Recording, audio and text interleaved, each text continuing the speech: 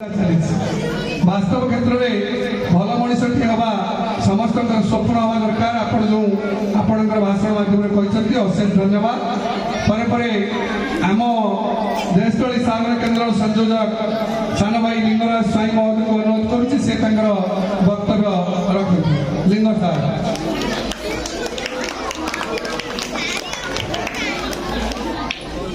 धन्यवाद। आज पतितपावन मॉडल उच्च विद्यालय अनुष्ठित वार्षिक उत्सव मंचासीन पूज्य अतिथि महोदय से प्रथम मोर भक्तियुत प्रणाम जनाऊँ। आगे बसी अभिभावक अभिभाविका शिक्षक शिक्षयित्री से मोर प्रणाम जनाऊँ। श्रद्धेय छात्र छात्री मोर शुभेच्छा जनाऊँ। आज बड़ा खुशी दिन, बहुत खुशी लगे। कहीं खुशी लगे कौन लाइट स्टेज लाइट बोली ना, आज कहीं खुशी लगुच ना, आज शिशु हसुची। आम जो गोटे कथा अच्छी शिशु हसिले दुनिया हसे। आप देखु प्रत्येक पिला हृदय आज कि आनंद से तार प्रकृति को उपभोग कर। बहुत स्कूल को आसी सबू पिला देखी प्रश्न पचाई भल पिला 90% 95% कही पारा पिला मन भी एति आनंद न था। आज जो आनंद ये पिला मन में अच्छे से बहुत खुशी लगे। आई पिला मन में आनंद सृष्टि कर जो सार मैंने विद्यालय शिक्षक शिक्षयित्री एवं ग्रामवासी समस्त सहयोग आज जो पिला हसुची से आनंद लगे।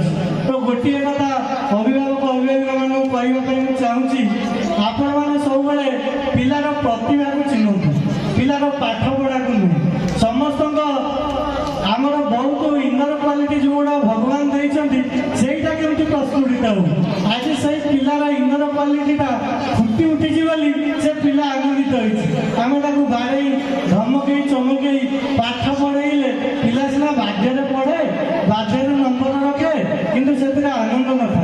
तेणु से जिन पिला केमती खुशी हम, पिलार प्रतिभा केमती विकसित हम, से आम समस्ते चेष्टा करा। मुझे देखी किसी गार्डियन पचारे अरे तो पिला केते नंबर रखिला तेणु से गार्डियन टी कह ना से भल कला किंतु से गार्डियन दरकार कहवा कथा नाई मो पिला तार विद्यालय दौड़ फास्ट होती, चित्र आंकने फास्ट होती, ड्रॉइंग प्रथम होती, ए प्रकार मंतव्य कौन गार्डियन दिखती ना।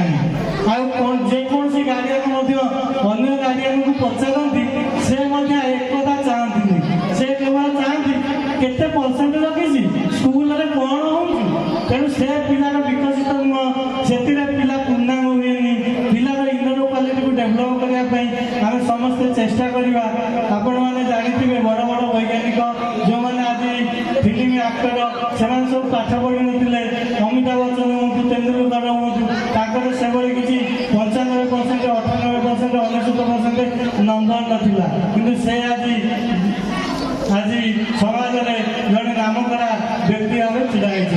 तेणु मैं विशेष किसी कहूनी जो पिला मुहर आज हस उठेवा ये ग्रामवासी अभिभावक शिक्षक शिक्षयित्री समस्त सहयोग रही मो तरफ कृतज्ञता ज्ञापन करुँची। मुझे कष्टर सीआरसीसी ये स्कूल तो सार कहीगला आम राज्य स्तर पर्यटन ना कर निजे गर्वित मन कर जो मैंने सफल करने उद्यम करते कृतज्ञता ज्ञापन कर मोर वक्तव्य शेष कर। धन्यवाद लिंग सार। निश्चित भाव में आपंकर जो दुईपद कथा समस्त मन में रेखापात कर विद्यालय जो पिला माने अध्ययन कर समस्ते श्रृंखलित पिला मन थिला जे सार दीर्घ दिन हेलाणी वार्षिक उत्सव होनी आम एथर वार्षिक उत्सव करवा कि आम जो कथा मन में भाई जे लुचेक करवा लुचेक अर्थ कौन ना आम उपर घर बड़ घर अच्छी से समस्ते नाचा आम देखा लोक बाहर आसानी विशृंखला हम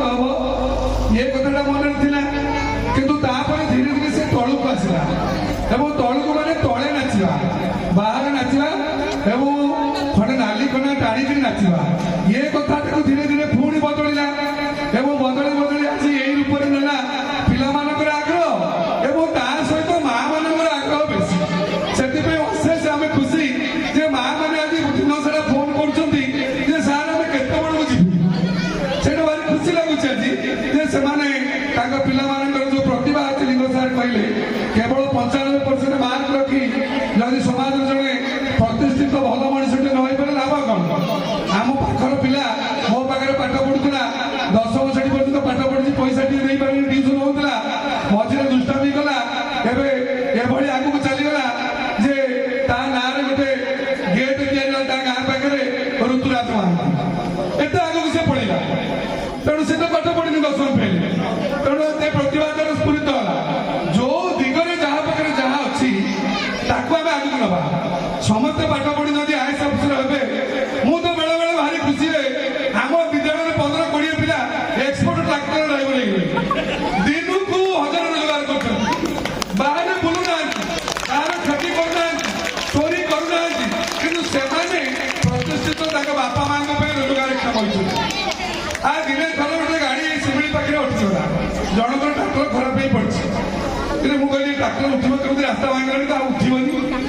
2 ସେକେଣ୍ଡ ଭିତରେ ମୋର ଗୋଟେ ଛାତ୍ର ଏ ବାଁ ହାତରେ ସେ ଆଉ ଗୋଟେ ଟ୍ରାକ୍ଟର ଚଲେଇକି ଆସି ସେଠି ପହଞ୍ଚିଗଲା। କିନ୍ତୁ ତୁ କୁଆଡେ କହିଲୁ ନା ସାର୍ ଏ ଟ୍ରାକ୍ଟରଟାକୁ ଉଠେଇଛି। ଆପଣ ଦେଖିଲେ 2 ସେକେଣ୍ଡ ଭିତରେ ସେ ଉଠେଇଥିଲା। ମତେ ଭାରି ଖୁସି ଲାଗିଲା ଯେ ସେ ଯୋଉ ବିଦ୍ୟାଟାକୁ ଆପଣେଇଛି ସେ ବିଦ୍ୟାରେ ସେ ଦକ୍ଷ, ସେ ବିଦ୍ୟାରେ ସେ ଦକ୍ଷ। ଆମେ କହିବା କଥା ପାଠ ପଢିବା ସହିତ ଯୋଉ କାମକୁ ଆମେ ଆପଣେଇବା ସେ କାମରେ ଆମେ ଦକ୍ଷ ହେବା ଦରକାର। ସେ କାମ ଆମ ପାଇଁ ନିଶ୍ଚିତ ଭାବରେ ଆଦର୍ଶ ହେବା ଦରକାର। ଯାହା ହଉ, ଏବେ ମୁଁ ଅନୁରୋଧ ରଖୁଛି ଆମର ଦିଲ୍ଲୀପ କୁମାର ପାତ୍ର ମହୋଦୟଙ୍କୁ ସେ 2 ପଦ ବକ୍ତବ୍ୟ ରଖନ୍ତୁ। ସ୍ୱଳ୍ପ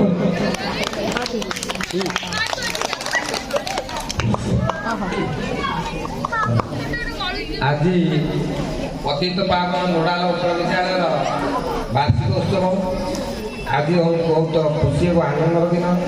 ମୁଁ ଆଜିର ଏହି ବାର୍ଷିକ ଉତ୍ସବରେ ସର୍ବପ୍ରଥମେ ଏ ସ୍କୁଲର ପ୍ରତିଷ୍ଠାତା ଏବଂ ମୋର ଗୁରୁ ଯିଏକି ମୋତେ ଶିକ୍ଷାଦାନ କରିଥିଲେ, ମୁଁ ସର୍ବପ୍ରଥମେ ତାଙ୍କ ପାଦ ତଳେ ମଥା ରଖି ପ୍ରଣିପାତ କରୁଛି।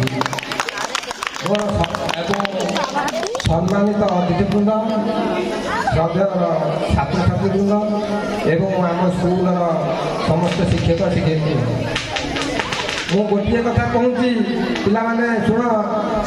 ଆମ ପିଲାଦିନେ ଯୋଉଠିକି ଏଠି ବାଉଁଶ ବଣିଆ ଥିଲା, ଝାଡ଼ା ବସୁଥିଲେ ଲୋକମାନେ, ସେଇ ଜାଗା ଆଜି ଓଡ଼ିଶାର ପ୍ରଥମ ସ୍ଥାନରେ ପରିଣତ ହୋଇଛି।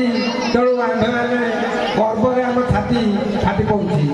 ଆଜି ସେଇ ସ୍କୁଲ ସର୍ବପ୍ରଥମେ ଯେଉଁ ଆମର ପିତୃପୁରୁଷମାନେ ଚାଲିଗଲେଣି, କାନ୍ଧରେ ବାଉଁଶ, ମୁଣ୍ଡରେ ଇଟା ପଥର ବୋହିକି ସର୍ବପ୍ରଥମେ ଏଠି ଗୋଟିଏ ଚାଳଘର କରିଥିଲେ ଏବଂ ତାଙ୍କୁ ସହଯୋଗ କରୁଥିଲେ ବା ପ୍ରେରଣା ଦେଉଥିଲେ ଆମର ସ୍ୱର୍ଗତ ରାମଚନ୍ଦ୍ର ଦାସ, ଯିଏକି ଏ ଜାଗାର ସେ ସର୍ବପ୍ରଥମ ପ୍ରତିଷ୍ଠାତା। ତାଙ୍କ ପାଦ ତଳେ ସର୍ବପ୍ରଥମେ ମୁଁ ମଥା ନୁଆଁ ପ୍ରଣିପାତ କରୁଛି।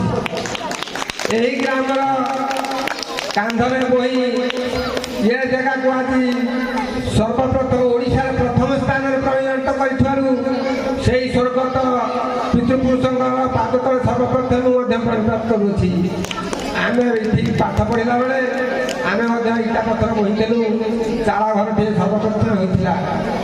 ସେତେବେଳେ ମୋ ପାଖରେ ଉପସ୍ଥିତ ଥିବା ଏବଂ ମୋର ବିଦ୍ୟାଦାତା କୈଳାସ ଚନ୍ଦ୍ର ଦାସ ବିନା ପଇସାରେ ଘରୁ ଖାଇ ଆମମାନଙ୍କୁ 3 ବେଳା ପାଠ ପଢ଼ାଉଥିଲେ। ଆମେ ସକାଳୁ ଆସି ପାଠ ପଢ଼ୁଥିଲୁ, ସନ୍ଧ୍ୟାବେଳେ କହୁଥିଲେ ଲଣ୍ଠନ ଲଗାଇ, ଆମେ ଆସି ଯେତେବେଳେ ଲାଇଟ୍ ନଥିଲା ଲଣ୍ଠନ ଲଗାଇ ମଧ୍ୟ ପାଠ ପଢ଼ୁଥିଲୁ। ତେଣୁ ଆଜି ଏହି ସ୍କୁଲ ଆଜି ଓଡ଼ିଶାର ପ୍ରଥମ ସ୍ଥାନ ପାଇଛି, ଯିଏକି ଆମ ପାଖରେ ଥିବା ଶରଦ କୁମାର ମିଶ୍ର ଏ ସ୍କୁଲର ପ୍ରଧାନ ଶିକ୍ଷକ ରୂପେ କାର୍ଯ୍ୟ କରୁଥିବା ତାଙ୍କର ପ୍ରଚେଷ୍ଟାରେ ଏବଂ ତାଙ୍କର ବହୁତ ପରିଶ୍ରମରେ ଆଜି ପ୍ରଥମ ସ୍ଥାନ ପାଇଛି। ମୁଁ ତାଙ୍କ ପାଖରେ ଚିରଋଣୀ ଏବଂ ଆମ୍ଭମାନଙ୍କ ପ୍ରେରଣାରେ ମଧ୍ୟ ଆମ୍ଭମାନଙ୍କ ସହଯୋଗରେ ଆଜି ପ୍ରଥମ ସ୍ଥାନ ପାଇଛି ଏହି ଉତ୍ତର ଶାସନର ପତିତ ପାବନଙ୍କର ଆଶୀର୍ବାଦରୁ ଆଜି ଏହି ଅନୁଷ୍ଠାନ ଓଡ଼ିଶାରେ ନାଁ ରଖିଛି। ସେଥିପାଇଁ ମୁଁ ବହୁତ ଖୁସି ଏବଂ ଗୌରବାନ୍ୱିତ ହେଉଛି। ମୁଁ ଏତିକି କହି ମୋର ବକ୍ତବ୍ୟ ଶେଷ କରୁଛି। धन्यवाद दिलीप कुमार पत्र महोदय पुराणा इतिहास को आपण मन पकई वर्तमान कथा कहते वास्तव क्षेत्र में आम विद्यालय आज प्रशंसित केवल आम मान नुह आपण मान सबुठी कहे जो जगार भी कहे कहे मो गाँ सी मुझे कहनी मो घर नयाहाट कि धुमाड़ मुझे सब कही मो गाँ मोर अधिकार अच्छी से तो मुझे मन प्राण दे कार्य कर आग्रह प्रकाश कर कारण आपण मान स्नेह सदिच्छा एवं भल पाइबा सकाशे आम आज ये कार्य कर सोपान में पहुंचु। अशेष धन्यवाद। एवं आम सभा शेष में जड़े आकर्षण व्यक्तित्व को रखीचे ए अंचल ए विद्यालय मूलदुआ पकई बहु कष्ट सहित विषय तो आम दिलीप बाबू कही सारे मोर से वास्तव में पथ प्रदर्शक एवं वास्तव में गोप ब्लॉक में आमको आग धरी आनबार व्यक्तित्व सी आम गुरु आम पितामह आम उपदेष्टा श्री कैलाश चंद्र दास महोदय को अनुरोध करुच्ची से वक्तव्य रखु। श्री कैलाश चंद्र दास।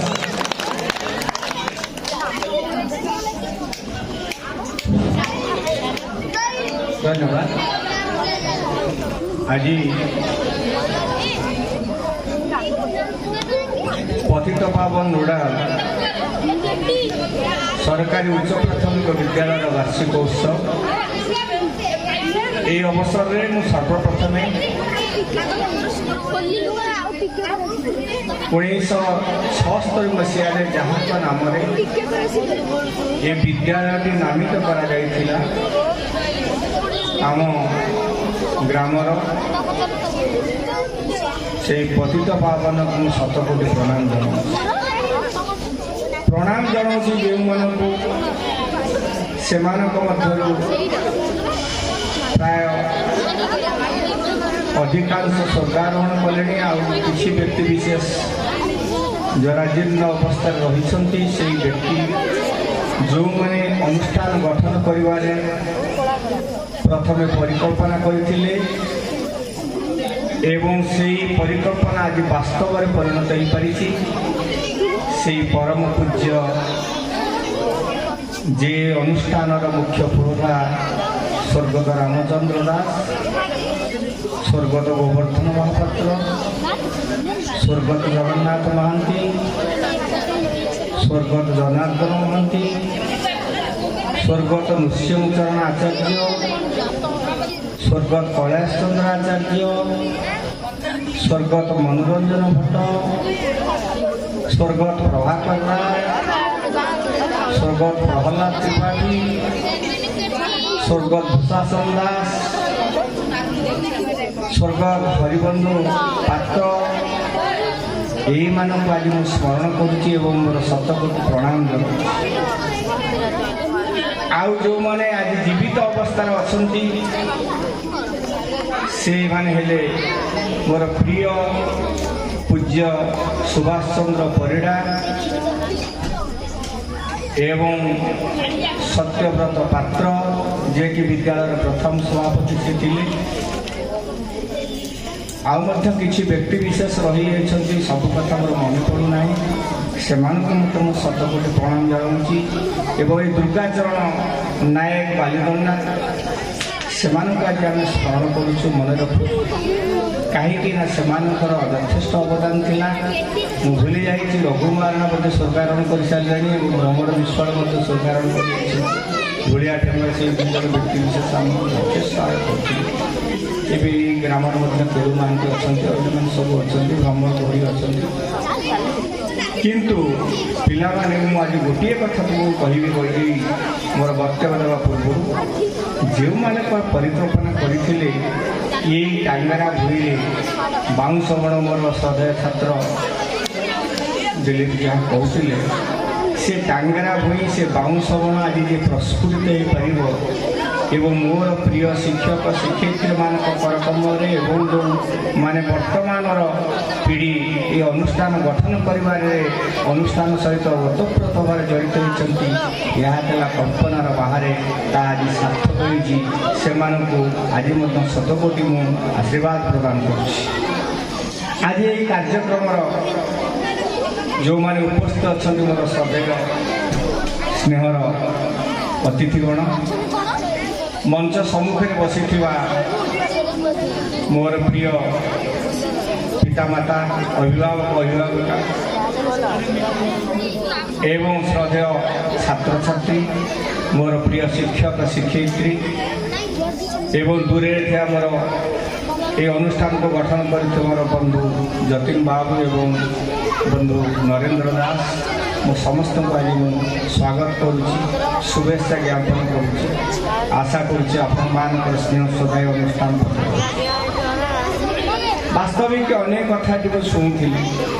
ପିଲାମାନେ ଆଜି ତୁମମାନେ ବ୍ୟସ୍ତ ବିବ୍ରତ ହୋଇ ପଡ଼ିଛ, ଏ ନିଶ୍ଚିନ୍ତ ରୂପେ ତମ ଭିତରେ ଥିବା ପ୍ରତିଭାକୁ ତୁମେ ଏଠି ପରିସ୍ଫୁଟନ କରିବ, ଦେଖାଇବ। ଅଭିଭାବକମାନେ ଖୁସି ହେବେ, ତୁମେମାନେ ଖୁସି ହେବେ। ବାସ୍ତବିକ ତୁମେ ସମସ୍ତେ ବିଦ୍ୟାଳୟକୁ ଆସିଛ ଗୋଟେ କିଛି ଆଶା ରଖି।